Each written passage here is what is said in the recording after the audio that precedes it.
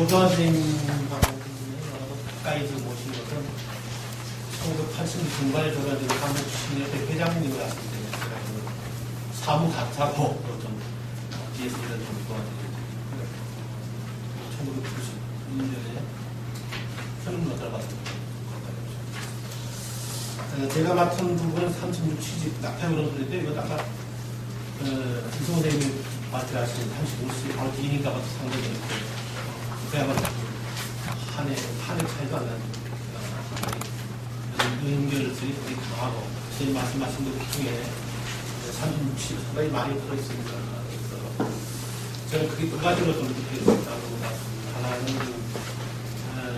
인터넷 좀 보면 아마도 조변 선생님 그 리듬에 대한 문제를 부정적으로 너무 단순하고 너무 반복이 작은 반복이 단순하게 이렇게 비판하는 것도 그렇지만은 제가 볼 때는 그것이야말로 조변 선생님의 특별한 중요한 예술적 의미에 의해서 만들어진 일관된 그런 부분이고 또 하나는 아마도 겸허한 비움이라고 할까요?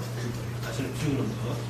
이 두 가지라고 했는데 이 두 가지는 기본적으로 자연의 승리하고 일치하는 일맥상통하는 그런 것이라고 생각합니다. 그래서 이 두 가지를 중심으로 자연의 승리라는 통찰은 절반적인 시에 흐르는 일관된 그런 사탄이라고 볼 수 있고 비천에서는 이 한 시집의 낙태의 소리에 어떤 고리를 지난 시의 천묘시 그래서 둘로 나눠서 좀 써봤습니다.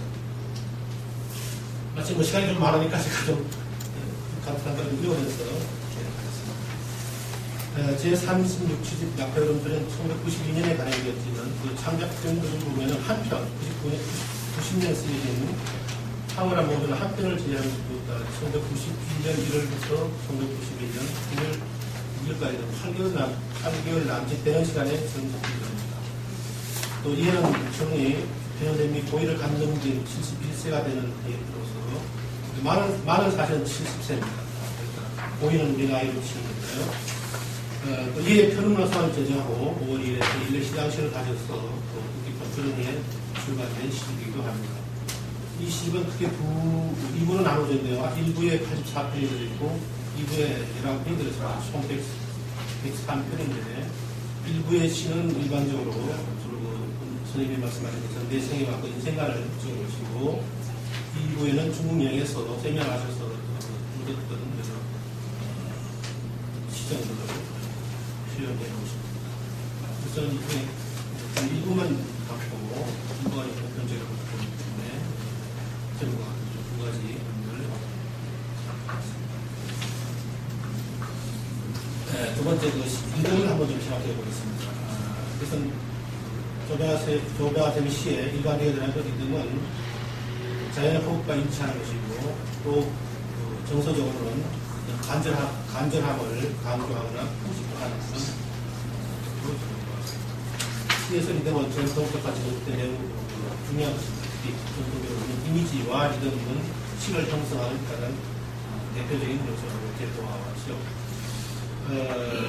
그 넷째 줄, 다섯째 줄 가면은 인용되어 있습니다. 율조는 바로 그것이 인간적인 용어를 기본으로 해서 최고도의 구조의 효과를 낳고 시경험을 일상생활의 위험이나 부당한 사태부터 분리시킨다는 이런 전의 말이 있는데요. 이 말은 시를 시답게 하는 또는 시를 일상생활하고 다른 어떤 예술의 세계로 이렇게 분리시켜주는, 격상시켜주는 그런 어떤 요소라고 보기 때문에 상당히 중요하게 그런 점을 보면은 조배아 씨의 리듬은 단순한 반복이 아니라 단조롭다든지 지가라든지 그런 개념으로 볼 것이 아니고 예술적 의지가 이렇게 같습니다. 그래서 상당히 여러 가지 제가 볼 때 한 10가지 정도 되는데 지면이 좀 그 중에 여기에 한 4가지 정도로 4가지나 5가지 정도 제가 특성을 한번 간추려 보았습니다. 그래서 리듬에 관련 여러 가지가 있지만은 특히 조배아 선생님 그 구성하는 그 형식의 문제하고 저랑 관련이 있는 것 같아서 형식적인 차원에서 그 반복이나 병렬되는 어떤 그 유형들을 나눠봤는데 가장 많은 것이 앞에 두 분이 말씀하신 그 시들에도 이미 많이 드러나는 걸 제가 보았습니다만, 가장 많은 것들이 첫 번째 같은 동의어 같은 계열의 언어를 변화시켜가는 겁니다. 그러니까 문장 구조 같은데 중심되는 핵심 단어를 변화시켜가는 것 밑에 보시면 알겠지만, 그러니까 구조상으로 보면 AAA가 되지만은 각 형마다 핵심 언어 하나씩 변화되어 가기 때문에 병렬의 관계에서 또 완전한 반복이면서도 완전한 반복을 하는 그런 반복과 병렬 또는 변화의 요소를 보는 것이죠. 1번에 있는 그 앞에 연하고 뒷연은 문장 구조는 다른 문장입니다. 앞에 연의 세 행은 같은 구조죠. 문장 구조는 받고 약속, 절개, 정조 이렇게 해서 말하자면 돌부처에 대한 다양한 관점을 이렇게 표현하는 것이겠죠. 그 다음에 두 번째 말씀하신 의젓과 숭고와 또 마지막에는 대단한 인내, 그 마지막에 그가 인내 앞에 대단하리라고 하는 수식을 붙임으로써 하나의 표현을 하고 있습니다. 이런 형태가 상당히 많이 보여져 있었던 게고 다양한 복잡한 이 세상을 있는 그대로 읽으려고 하는 그런 시인의 정서라고 볼 수 있고 또 그것을 강조하는 그런 두 가지 의미가 두 번째 형식은 서로 대립되는 그런 또 구조를 지닙니다. 그러니까 동사 구조는 같은데 의미상 대립되는 요소가 되는 그래서 A와 마이너스 즉 BA가 되겠죠. 그래서 그 내용을 보면 시를 보면요. 2번이 앞에 있는 2번입니다. 빠졌습니다. 나를 기쁘게 하는 사람이나 나를 슬프게 하는 사람이나 기쁨과 슬픔이 대조되죠. 그 다음에 내가 기쁘게 하는 사람이나 내가 슬프게 하는 사람이나 이렇게 또 너로부터 나로 이렇게 결국 세상이 너와 나로 이루어진다면 누구든지 다 기쁘게 할 수 있고 슬프게 할 수 있는 전체적인 존재는 없다고 하는 결국 나라는 다 같다라고 하는 그런 얘기가 그래서 기쁨과 슬픔이 서로 대를 이루고 너와 나가 또 대를 이루고 이원 구조로 되어 있습니다. 3은 입과 귀로 대조되어 있고 또 사나이와 여인으로 대조되어 있습니다.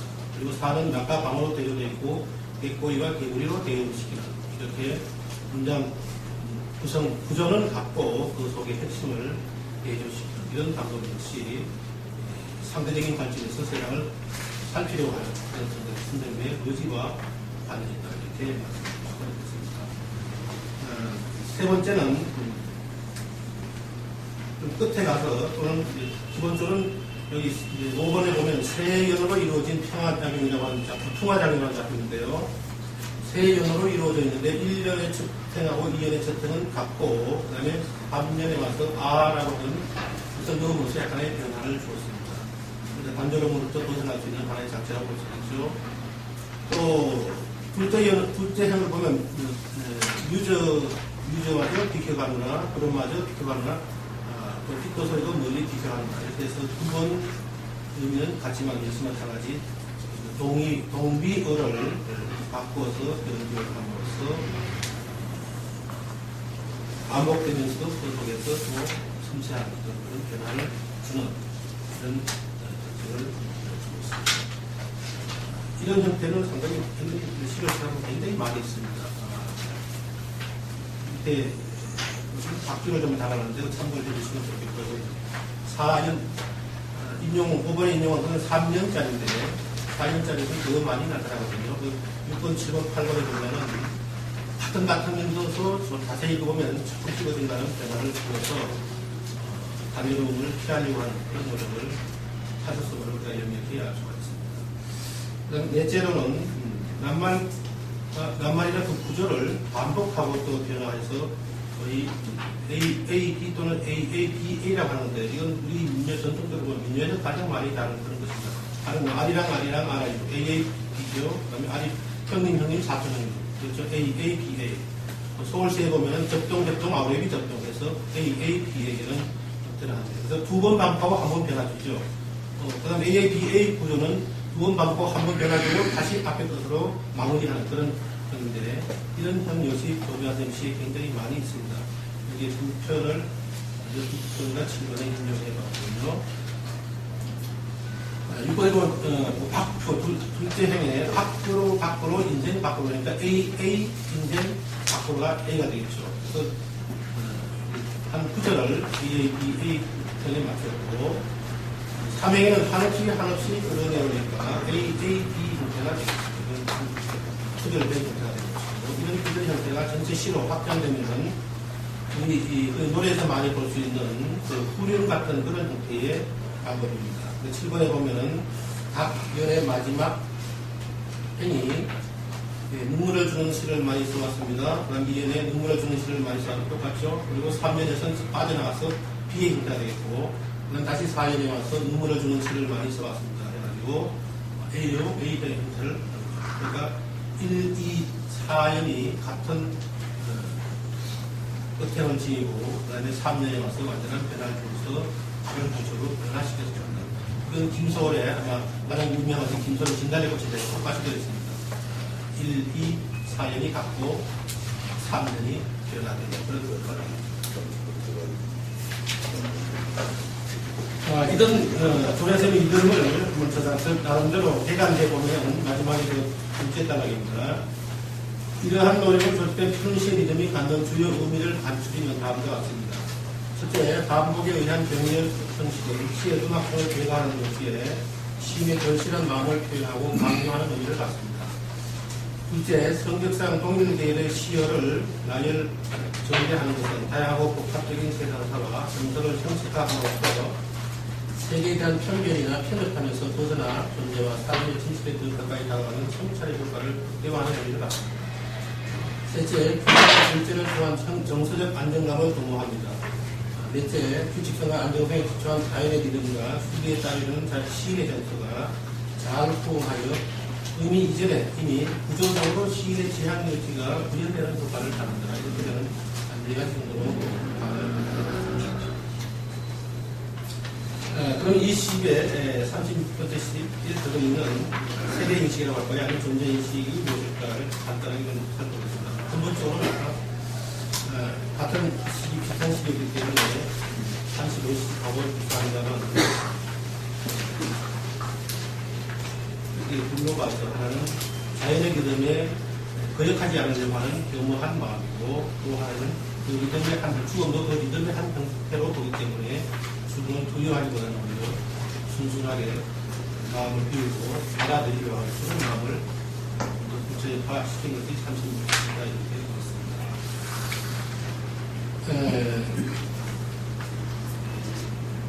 25페이지 마지막 시가 이제 작은 열매인지라도 작게 이대로 맺고 떠나려 합니다. 이제 아직은 서익은 열매인지라도 작게 이대로 열매를 맺고 힘에 겨워서 떠나려 합니다. 이만으로 나에게 고마운 세월이었습니다. 이만치 열매를 맺게 해주시기 위해서 이만으로 나에게 한없이 고마운 세월이었습니다. 많은 바람과 구름이 있었습니다. 많은 눈과 비가 있었습니다. 많은 밤과 낮해와 달이 있었습니다. 변함상 견디기 어렵던 빛이 있었습니다. 그것들에게 시달리다 링그런 작은 열매로 작은 열매일지라도 감사히 여기며 이제 이 자리를 물러나주고 합니다. 이제 작은 열매일지라도의 그 전체 시인데요. 그런 시의 핵심은 스스로 물러나겠다. 현실적으로 본다면 이제 죽음을 받아들이겠다. 어머니 곁으로 가시겠다. 이런 말씀을 하고 싶겠고, 좀 더 그런 쪽으로 우주적으로 본다면은 흐르는 시간에 대로 잘 따르겠다고 하는 그런 말씀을 시로 적은 것이라고 이제 볼 수 텐데, 우리가 주목할 수 있는 것은 두 가지 생각입니다. 하나는 그때 둘째에 보다시피 많은 바람과 구름, 많은 눈과 비, 많은 많은 밤, 또 그때 변함상 견디기 어렵던 빛이라고 하는 이 마음하고, 또 하나는 그래도 작은 의미지만 감사적이면서 받아들이겠다고 이 두 마음이 서로 상반된다고 하는 것이죠. 그러니까 하나는 살아간다고 하는 자체가 어렵다, 괴롭다는 것이고, 또 그렇게 괴로운 어떤 그런 순간에 싸우고 싶지만 그것도 고맙다는 것입니다. 결국 세상살이는 아픔과 행복이겠죠. 아픔과 기쁨 또는 행복과 불행이 되겠죠. 이 두 가지가 좋지 않은 것이 세상살이라고 보는 것이고, 젊을 때는 이런 두 생각 중에 특히 아픔에 대한 것이 많이 있습니다. 죽어머시라고 그러는데, 이게 죽어머식하고 이 시기의 죽어머식이 좀 다른데요.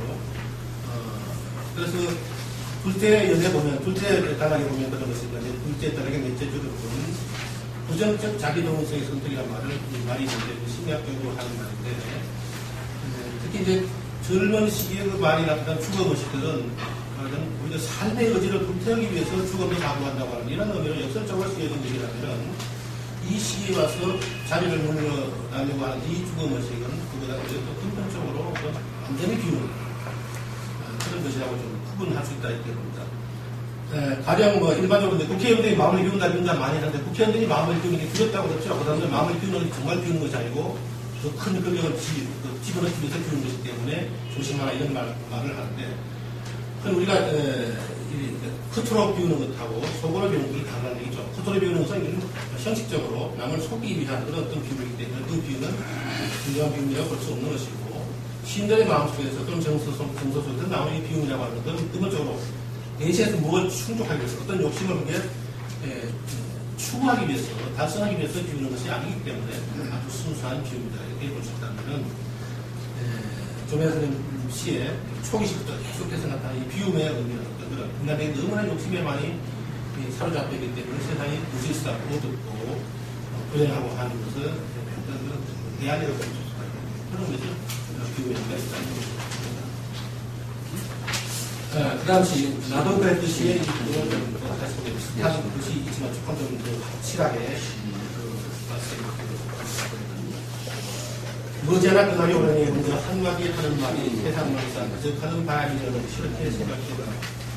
내가 그랬듯이 실로 머지않아 너와 내가 그렇게 작별을 할 것이려니 너도 나도 그저 한 세상 바람에 굴려가는 뜬구렁이려니 그렇게 생각을 했듯이 순간만이라도 얼마나 고마웠던가 그 많은 아름답고 슬펐던 말들을 어찌 잊으리 그 많은 뜨겁고도 쓸쓸하던 가슴을 어찌 잊으리 그 많은 행복하면서 외로웠던 날들을 어찌 잊으리 앞이시하고 유사하지만 공산에서 바로 너에게 이제 구원한다는 얘기가 되는 거죠. 너에게 내가 그랬듯이 너도 그렇게 하라 비우라 이렇게 있는데 너무 두 가지 의미가 우선 나는 이미 비웠으니까 남에게도 그 비움의 어떤 그런 바이러스를 전파하고자 하는 시인의 의지라고 되겠죠.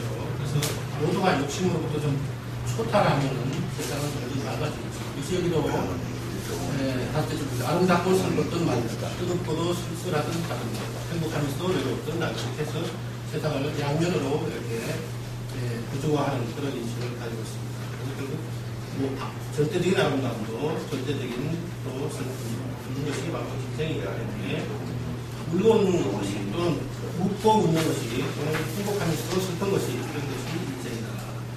그러니까 슬프다고 울고도 아니고 행복하다고 웃을 것도 아니라는 게 아니는 거죠. 이건 거꾸로 행복한 사람은 지금 행복한 사람은 불행할 수 있는 것이고 지금 불행한 사람은 행복할 수 있는 것이기 때문에 불행한 사람들에게는 희망을 주는 것이고 행복한 사람들에게는 경계심을 갖도록 절제하도록 만들어주는 그런 경고의 어떤 의미가 있을 수 있겠죠. 바로 이런 인생의 어떤 근본 원리를 두 가지 대립된 그런 감정입니다. 인들로 이루어진다고 하는 그런 양면을 살펴보는 것이 이 시대도 시대 시대도 자, 이런 모순된 존재로부터 이제 보다 좀 아름다운 존재로 갈 수 있는 일이 무엇일까 하는 그런 것들이 이제 특히 이 시기에 많이 들어가는데 여기에 세 편 정도를 제가 이 부분을 한번 가져갑니다.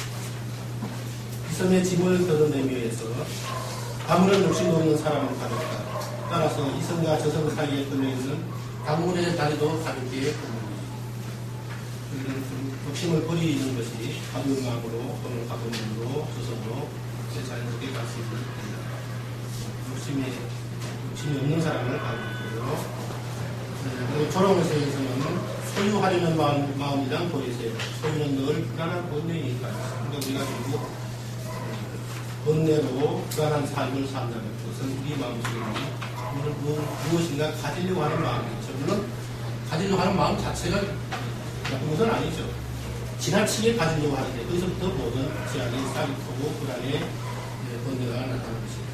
그런 말씀을 주셨습니다. 지나치게 가지려고 하는 것, 지나치게 소유하는 것, 그런 마음을 버려야 되고 그 다음에 요즘 나의 일과에서는 요즘 나의 일과는 인전일이다. 나무가 하늘에 있듯이 자연으로 있는 일이다. 이 자연으로 있는 일이라고 하는 말이 굉장히 중요한 것 같아요. 자연으로 있는 일이다. 바람도 구름도 자유로이 지나가는 하늘이 되는 거다. 우주 만물이 자유로이 날 수 있는 텅텅 빈 하늘이 되는 것이다.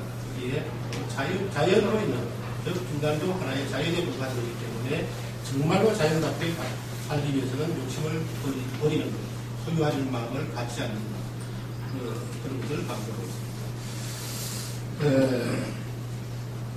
여기서 다시 둘째 단락입니다. 한 가지 고려할 것은 사람들이 추구하는 일이 중요하고 높은 가치를 지닐 수 있고 그만큼 실현되기도 어렵다는 사실입니다. 즉 시인이 소유하려는 마음이나 버리세요라고 남에게 권유하는 마음은 또 요즘 나이 인간은 있는 일이다라고 강조할 때를 잘 알았지. 사람이 소유욕을 깨끗이 떨쳐버리고 그야말로 완전한 무지자연의 경지에 들리면 예남 없이 거의 불가능하다는 것입니다. 달리 말하면 욕심을 모두 떨쳐버리는 것보다는 오히려 소유하려는 마음에 빠지는 것이 사람의 보편적인 속성이라고 표현합니다. 시인이 있는 일을 일과로 삼는 이유는 그런 인간의 한계를 의식하는 경과이자 그 한계를 극복하려 노력하는 부분이라고 합니다. 표면이 그토록 어려운 길을 스스로 선택한 것은 물론 그 끝에 하늘이 다 있다고 확신하기 때문입니다. 즉 세속적인 욕망을 버리고 존재의 무게를 가볍게 함으로써 인간은 불안한 본능에 관해서 초월할 수 있다는 것입니다. 여기서 하늘은 우주 만물이 자유를 일할 수 있는 텅텅 빈 하늘로서 모든 것을 받아들이고 그것들이 자유를 누릴 수 있게 하는 절대 공간이며 또 존재가 이생의 무거운 짐을 벗고 편안히 거주할 수 있는 이상한이 되기도 합니다. 그러니까 이 시집에 36시집에 등장하는 하늘은 중위선 두 가지 이상의 의미를 띠고 있습니다. 그러면 또 시 전체의 맥락에 따르면 아무래도 그 다음에 보면 저성이라고 하는 의미가 속에 많은 부피를 차지하고 있습니다. 어머님, 저도 이제 그곳으로 갈 때가 되었습니다. 어머니에게 다시 돌아갑니다. 아까도 진공대학 대학 과정에서 말씀을 드렸습니다만 어머니는 아마도 그런 자연이자 그러니까 우리 묵친이자 또 하나의 자연이고 그런 것도 있죠. 우리 말에 내리사랑에서 치사랑은 없다고 했는데 그 속담에 빗대우면 조명한 선생님의 어머니가 사랑 그야말로 치사랑이거든요. 그것은 우리의 일상적인 사람들의 감정을 뛰어넘는 초월한 어떤 그런 정신이고 마음이라고 볼 수 있죠. 그러나 또 이제 자연이나 어떤 그런 인간의 근원, 태어난 근원, 이거 다시 돌아가야 될 근원이라고 본다면, 그걸 확대한다면, 어머님 곁으로 가는 것에 대한 것을 누구도 거역할 수 없겠죠.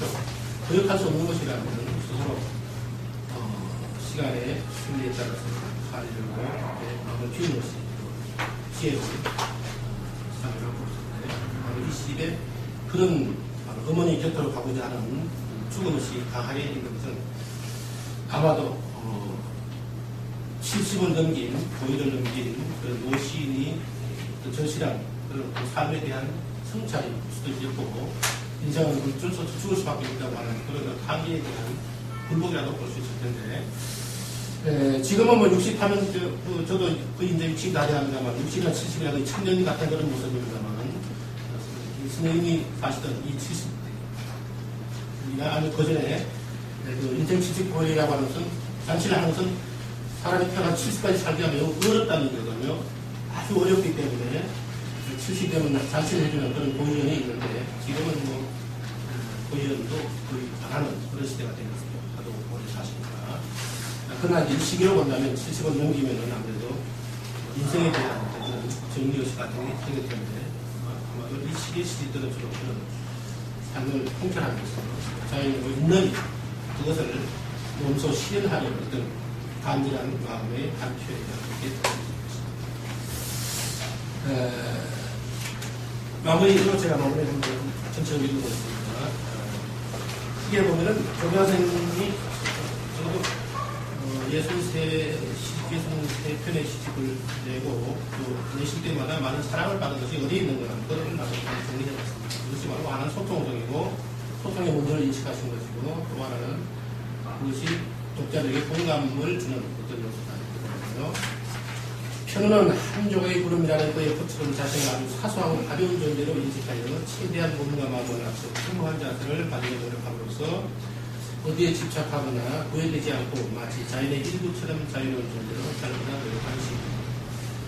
그래서 그는 일찍이 자신이 사유하고 지향한 대로 누구나 쉽게 도달하기 어려운 높은 경계에 있기를 들었습니다. 그런 자유로운 존재에 대한 지향 의지는 이미 그의 첫 시집인 버리고 싶은 유산에서 버림에 대한 인식으로 그 지음을 떠날 뿐 아니라 그 후 53년도 52가 되겠죠. 그런 뜻입니다. 대부분의 시집들에서도 언제나 시정신의 핵심으로 작용하는 하나의 원형질의 의미가 됩니다. 다시 말하면 비록 해당 시기에 상응하는 삶과 인식에 따라 다양하게 변주되며 드러는 빛깔이 달라지는 해도 그 바탕에는 항상 도심으로부터 자유로운 영혼으로 살고자 하는 겸허한 자세가 자리를 잡습니다. 이러한 겸허한 자세는 낙타의 울음소리에 이르러 기천의식으로 수렴되면서 더욱 뚜렷한 빛깔로 형상화됩니다. 오세영 선생은 편운의 60년대 시를 총평하는 자리에서 인생은 나그네라는 의식, 따라서 아마 이 시집의 낙타도 아마도 그 나그네 의식과 밀접한 단위인 것이고, 그 다음에 뒤에 눈물이라고 하는 것도 바로 인생의 종말 의식이 거기에 투영된 비극성이라고 볼 수 있는데요.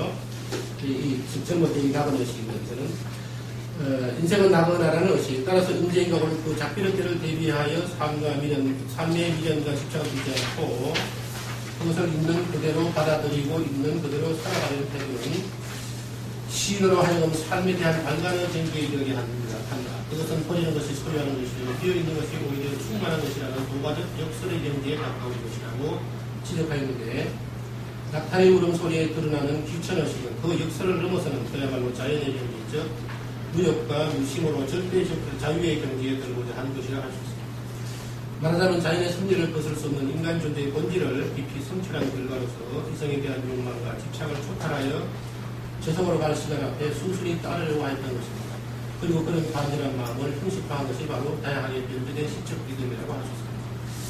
이러한 형식화 내용의 유기적인 조직이 편은시의 특성이자 큰 장점이라면 이것은 많은 독자들에게 호감을 주는 요소이기도 합니다.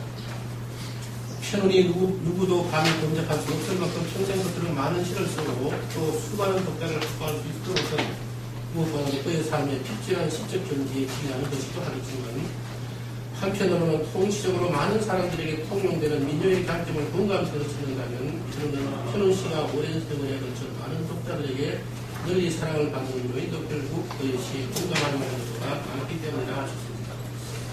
따라서 편운은 일찍이 수많은 독자들에게 소통하는 시가 결국 높은 가치를 가진다는 점을 난번쩍 깨닫고 그런 시를 쓰기 위해 평생 노력한 분으로서 20세기 중년으로부터 이미 21세기 대중화 시대의 첨단을 걸어가는 이른바 견자로서의 시대를 내다본 그런 시인이라는 위상에 얼마든 시적 삶을 살았던 셈입니다. 근데 시를 보면 시 구절 속에 보면은 선생님 그 대중시인 제가 알고 있는 어떤 한 지역인데 시인 옆에 세미나 가셔서 어떤 분이 유명한 선생님 시를 평하면서 대중시 이렇게 평을 하셨는데 그 말씀을 듣고 상당히 본인이 좋아하셨거든요. 대신 어떤 대학 교수인데. 그래서 그분이 살아 계실 때는 시에도 그만큼 대중성에 대한, 그러니까 대중성 스님은 아마도 속된 또는 천박하다 이런 걸로 생각하시는 것 같아요. 그러니까 그때 대중이라는 말을 이제 생각하시기 때문에 본인이 대중시를 쓴다고 또는 대중시인이라고 하는 어떤 그런 칭호를 받는 데서 조금 느껴하셨는데, 여기에서 대중도 그런 대중이 있냐. 20세기 초에 정보화 시대가 이루어진 뒤에 인터넷 들어가면 가치가 있든 없든 많은 사람들이 클릭하는 것이 말하면 핫 이슈가 되는 이런 시대에 우리가 살고 있거든요. 이런 시대를 본다면 결국은 많은 사람이 즐겨 찾고 즐겨 읽는 것, 그것이 제일 좋은 시대. 그렇게 본다면 바로 정혜선 시를 곧잘 즐기고 사랑했던 것들은 쉬우면서 우리가 우리에게 즐겁게 와닿는 그런 있다고 볼 수 있는 그것이 바로 누구나 생각할 수 있는 그런적인 어떤 자연을 가지고 볼 수 있고 자연의 리듬, 시의 리듬으로 이렇게 변형한 그런 두 가지 요소가 있습니다. 그렇게 생각해봤습니다. 제가 좀 사투리가 심하고 좀 말씀이 좀 많습니다. 죄송합니다.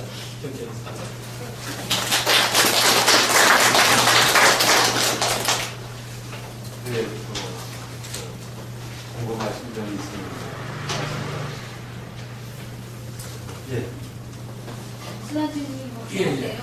시를 좀 보면 수학 논리에 대해서 처음부터 공부하셨던 예. 숫자라든지 직원이라든지 뭐 반복적인 수학을 풀듯이 이렇게 반복되는 어느 일을 구사하는 중에 대해서 선생님께서는 어떻게 표현을 해주셨는지. 제가 읽은 시 중에는 그런 수학적인 것들, 그야말로 그런 것들, 아까 선생님, 이 선생님 발표할 때는 뭐 90%, 100% 그런 수학적인 그런 거니까 그런 건 있습니다만은. 근데 가령 이제 이상 같은 경우는 거기도 건축학과를 나왔고, 또 건축을 쉽게 하기도 하고, 현장 감독도 하고 그런 분이니까, 그 시의 숫자라든지 숫자 뒤집어 보이자 이런, 또 도형이라든지 이런 것이 상당히 수학적으로 볼 수 있는 것들이 상당히 많이 있거든요. 그것은 그렇게 특히 인상을 그런데, 조배영 선생님 시에서는 그런 뭐 도형이라든지 또 뭐 숫자라든지 수학적인 것하고 직접적인 것은 잘 볼 수 없습니다만, 그것도 자연에 대한 통찰이라든지 뭐 우주에 대한 어떤 그런 거는였지. 그리고, 저는 뭐 음악에 대한 문외한입니다만은 가끔 그 출제들 와서 이제 음악 선생들이하고 음악 선생이나 음악가 교수라든지 수학과 교수들이 같이 쓸 적이 있거든요. 이때 보면은 그 수학과 선생하고 음악가 선생이 상당히 친해요. 그러니까 음악은 근본적으로 수학을 모르면 음악의 리듬을 만들 수가 없답니다. 그렇기 때문에 그 스네치에 있는 그 리듬을 어떻게 보면 그 수학적인 계산이라고 그랬으니까 그렇게 보고 있는 물론 전체적으로 보면 상당히 우리 민요하고 매우 그 친근한 똑같은 것도 있지만 상당히 저는 똑같은 부분을 뺐습니다. 조금 단정합니다. 그게 많이 변형한 것도 결국은 그런 수학적인 원리하고 리듬의 원리가 같이 통하는 것이기 때문에 충분히 그분의 그 수학적인 지식이나 소양이 시를 짓는 어떤 그 과정에서 많이 작용했다고 볼 수 있습니다. 문류라는 게 천체적인 거잖아요. 우주에 관한 것들 예, 공부하잖아요. 문학적인 것도 하고 예. 수학적인 것도 하고 다. 저는 처음 오늘 이렇게 접했는데 불구하고 그런 거 연관성이 이렇게 생각이 나더라고요. 시에서요. 예. 아, 그렇게 생각이 되는 건지. 대단한 네. 발상이십니다. 제 국제국장님하고 생활을 같이 하시는 뭐 공감하실 것 같습니다. 시간이 너무 늦었으니까 다음으로 진행하도록 하겠습니다. 교수님께 박수 한번.